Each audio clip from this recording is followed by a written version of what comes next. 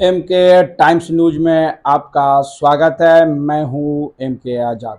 आज हम बात करेंगे कि भारतीय जनता पार्टी के वरिष्ठ नेता और हर तरह से मंझे हुए खिलाड़ी राजनाथ सिंह भारतीय जनता पार्टी में अलग थलग होने जा रहे हैं। क्या आने वाले 2024 के चुनाव में उनको टिकट नहीं मिलने वाला है या फिर वो मार्गदर्शक मंडली में भेजे जाने वाले हैं? इसको लेकर राजनीतिक गलियारों पर चर्चा गर्म हो गया है। जी हां, राजनाथ सिंह और नितिन गडकरी इस वक्त में लगातार सरकार के निशाने पर रहे हैं।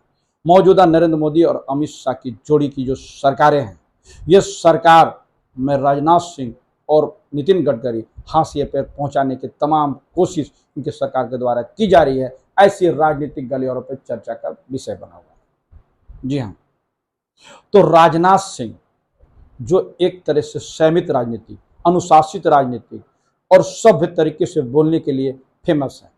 वो लगातार जब विपक्ष को प्रहार करते हैं तो अपने भाषा को संतुलित रखते हैं। वो कायदे कानून के साथ और सब तरह से ठोक बजा कर बोलते हैं।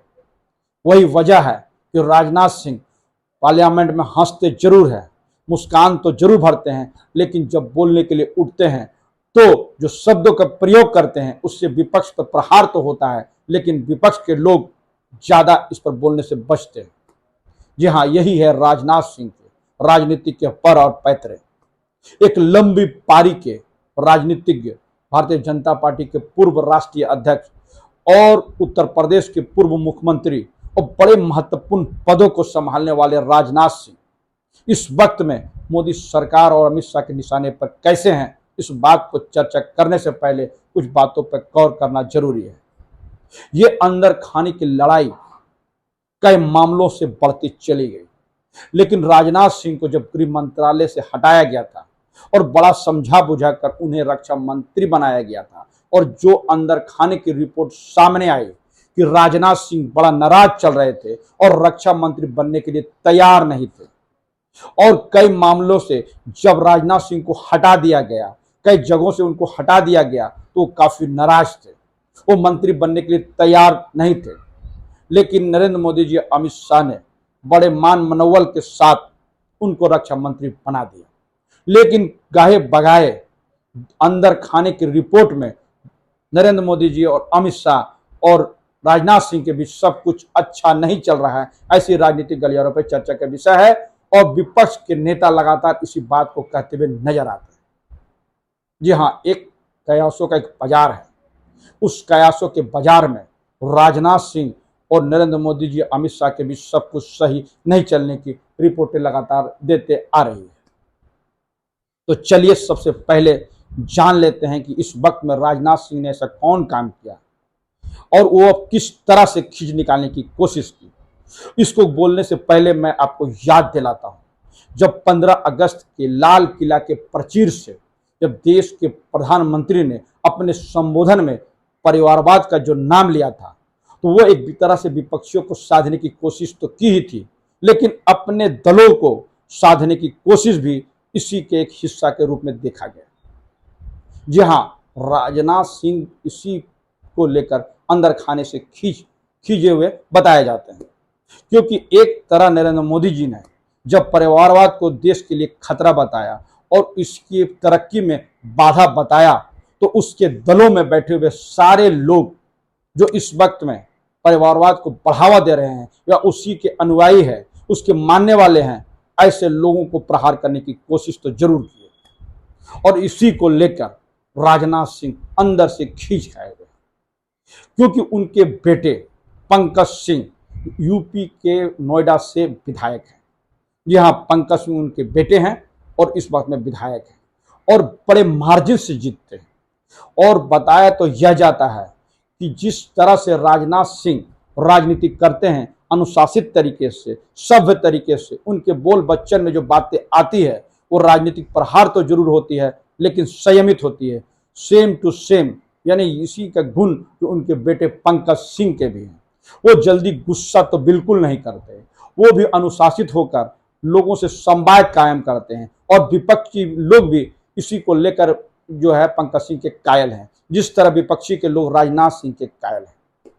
जी हाँ, तो मैं इस बात को कहने से पहले आपको साफ बता चुका हूं कि राजनाथ सिंह की जो पहले से गुस्सा जो चल रही है, और सिर्फ यही नहीं, नितिन गडकरी हो, राजनाथ सिंह हो, मुख्तार अब्बास नकवी है, इसके साथ और भी कई लोग, प्रकाश जावड़ेकर हो, ये सारे लोग अंदर से तो नरेंद्र मोदी और अमित शाह की जोड़ी से नाराज चल रहे हैं। लेकिन करे तो क्या करे, इस वक्त में सत्ता में तो नरेंद्र मोदी जी बैठे हैं और अमित शाह की जोड़ी इस वक्त में भारतीय जनता पार्टी की नीतियों पर और उनके कार्यकर्ताओं पर हावी तो जरूर हो गए हैं, और इसी को लेकर अंदर खाने की लड़ाई अब जो है कह बह नजर आ रही है। ये सारी बातें राजनीतिक गलियारों पर चर्चा का विषय बना हुआ है। तो चलिए, मैं देर करने से पहले, मैं ज्यादा देर नहीं करता और देर करने से बचते हुए मैं आपको बता दूं तो हुआ क्या था।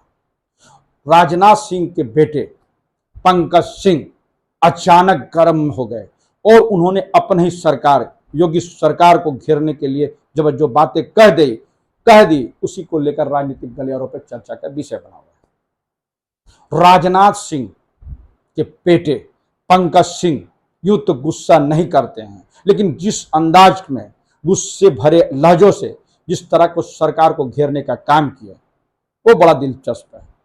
मैं आपको बताऊंगा, लेकिन सबसे पहले जान लीजिए कि मामले क्या थे, गुस्सा उनको क्यों आया, यानी पंकज सिंह अपनी सरकार से गुस्सा क्यों हो गए, इसको जानते हैं पहले। तो सबसे पहले जान लीजिए कि भारतीय किसान परिषद बीकेपी लगातार जो नोएडा प्राधिकरण में जो है धरना दे रहे थे, और धरना के 67वें दिन यानी 67 के दिन जो किसानों का धैर्य टूट गया और किसानों की जो टोली थी, यानी किसानों का जो जत्था था, जिसमें उनके महिलाएं और बच्चे भी शामिल थे, उन्होंने अपने एक निर्णय लिया था, और निर्णय के तहत पंकज सिंह जो विधायक थे, उनके आवासीय कार्यालयों को घेरने की योजना बनी थी। और बड़ी संख्या में जब लोग पहुंचे और पुलिस की पूरी तैनाती थी, उत्तर प्रदेश के बड़े बड़े अधिकारी वहां कैंप किए हुए थे और बड़े संख्या में बलों की जो है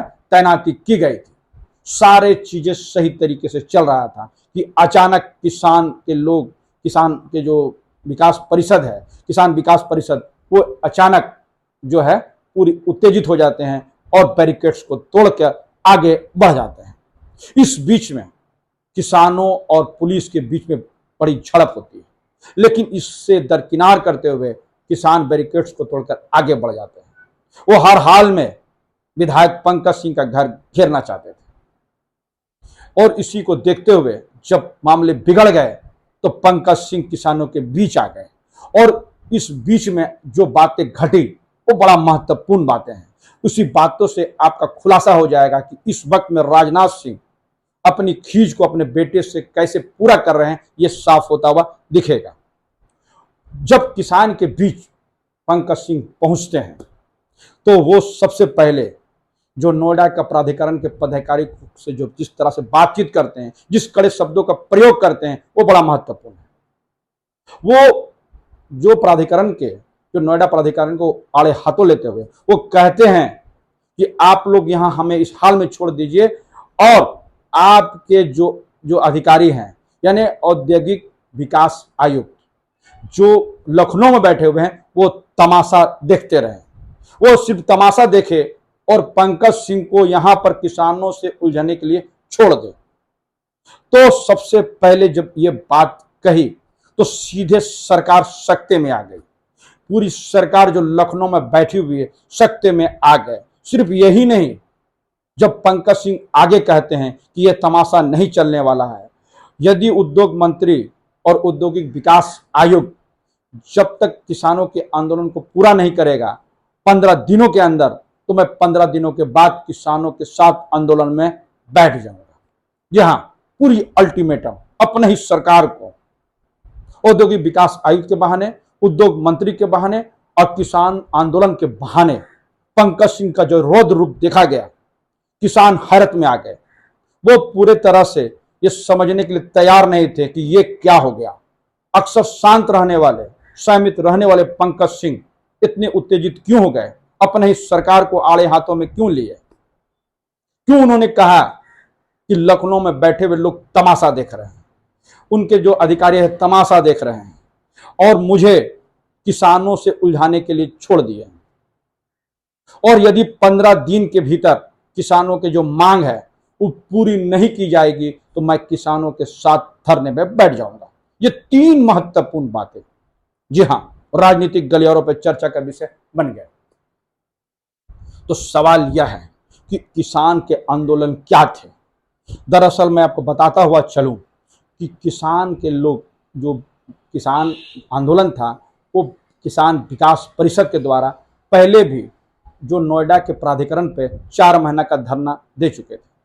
इस 4 महीने के धरने के बाद विधायक पंकज सिंह आगे आए और किसानों को जूस पिलाकर आश्वासन के साथ कि 6 महीने में आपकी मांगे पूरी हो जाएगी, ये धरना को तोड़ा दिए थे। और जब 6 महीने के भीतर भी सरकार कान में तेल डाले हुए बैठी हुई थी तो किसान दोबारा फिर आंदोलन करने के लिए वही नोएडा प्राधिकरण के पास पहुंच गई थी। और 67 दिन के बाद जो घटना घटी वो आपके सामने है। इसी बीच किसानों के जो मांग पत्र थे उसमें यही था कि 81 गांव के किसानों को 97 से 10% प्लॉट और 64.7 के हिसाब से उनको जो है मुआवजा की राशि मिलना चाहिए। और यही नहीं, किसान का मांग ये भी है कि वो 5% जो है वो औद्योगिकरण करने के लिए उनको अनुमति देने की बात भी वो कह रहे थे। यही मांग पत्र थी, यानी किसानों के आबादी का निस्तारण जो है, किसानों के आबादी का निस्तारण करने और उनको 64.7% के हिसाब से जो मुआवजा मिलने की मांग थी वो बड़ा महत्वपूर्ण मांगे थी। इसी को लेकर किसान विकास परिषद लगातार आंदोलन कर रही थी। और किसानों के आंदोलन के बीच जब पंकज सिंह का ये अवतार नजर आया तो क्या यह लगने लगा कि सिर्फ और सिर्फ नरेंद्र मोदी से जो है राजनाथ सिंह नाराज नहीं है, योगी सरकार से भी नाराज चल रहे हैं। क्योंकि जिस तरह से प्रहार उनके बेटा ने योगी सरकार को आड़े हाथों में लिया, वो दबी जुबान पे गुस्से में जो बात शब्दों का प्रयोग किया उसे सरकार तो सकते में आ गई। लखनऊ की बैठी हुई सरकार सकते में आ गई।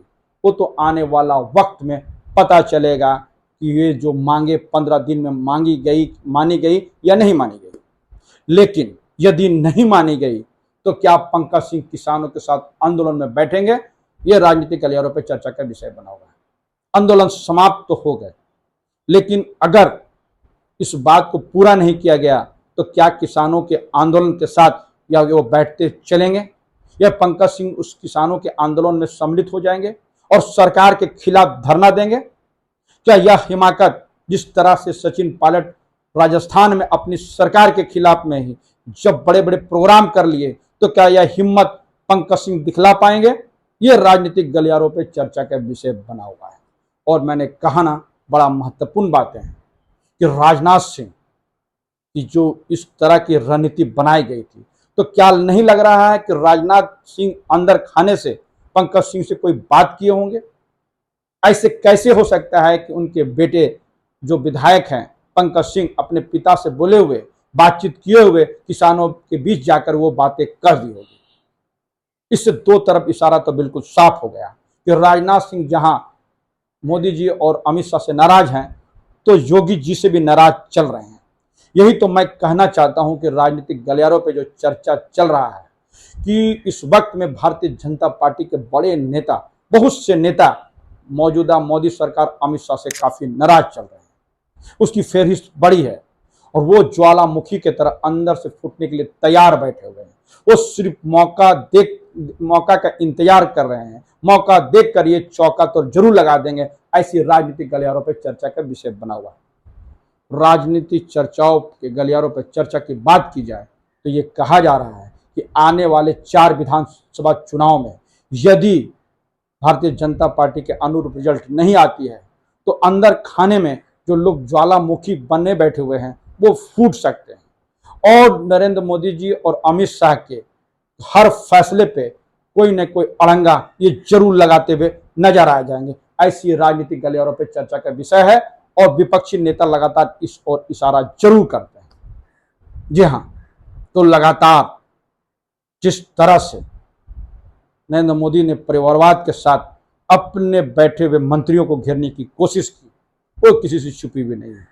और यही बात कही जा रही है कि संभव है कि 2024 में ना राजनाथ सिंह को टिकट मिलेगा, ना गडकरी जी को मिलेगा, और मुख्तार अब्बास नकवी और जावड़ेकर ये लोग कहाँ चले जाएंगे उसका कोई पता नहीं है। ये सब राजनीतिक गलियारों पर चर्चा का विषय बना हुआ। जी हाँ, तो इसी को लेकर राजनाथ सिंह खींच खाए हुए हैं। सिर्फ राजनाथ सिंह ही क्यों, अनुराग ठाकुर जी भी और किरण रिजिजू जी और बहुत से नेता, पीयूष गोयल जी, ये सारे लोग तो इसी परिवारवाद के तहत ही आए। तो क्या इस सारे लोगों को साइडलाइन लगाने की एक कवायदे चल रही है परिवारवाद के बहाने? ये तो राजनीतिक गलियारों पर चर्चा का विषय बना हुआ है, क्योंकि इन लोगों के रहते हुए परिवारवाद के बाद तो भारतीय जनता पार्टी बिल्कुल नहीं चल सकी। और सिर्फ यही नहीं, ज्योतिरादित्य सिंधिया भी तो परिवारवाद का ही को बढ़ावा देने वाले हैं। उनके पिता भी राजनीतिज्ञ थे और वो भी राजनीतिज्ञ है। वसुंधरा राजे सिंधिया भी परिवारवाद के ही अंतर्गत आती है। इस तरह कई लोग भारतीय जनता पार्टी में ऐसे लोग हैं जो इस वक्त में परिवारवाद के को बढ़ावा तो जरूर दे रहे हैं, यानी उनके कोई ना कोई परिवार वाले इस वक्त में भारतीय जनता पार्टी के नेताओं की जो फेरिस्त है उसको लंबी तो जरूर कर रहे हैं।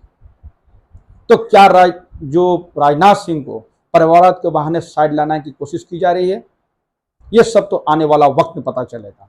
पंकज सिंह 15 दिन के बाद किसानों के आंदोलन के साथ बैठेंगे कि नहीं, और जो उद्योग मंत्री है और जो मंत्रालय है औद्योगिक मंत्रालय, वो किसानों की वाजिब मांगों को पूरा करती है कि नहीं, वो आने वाला वक्त में पता चलेगा। और ये सारी बातें, इसके पीछे जो कहानी है वो तो मैं बताने की कोशिश की, और संभव है तो मैं आगे बताने की कोशिश करूंगा। तो हमारा ये वीडियोस आपको कैसा लगा ये अपने कमेंट्स बॉक्स में जरूर कमेंट्स करें, और जिन्होंने अभी तक हमारे न्यूज़ को सब्सक्राइब नहीं किया उसे निवेदन है कि सब्सक्राइब कर दे। नमस्कार।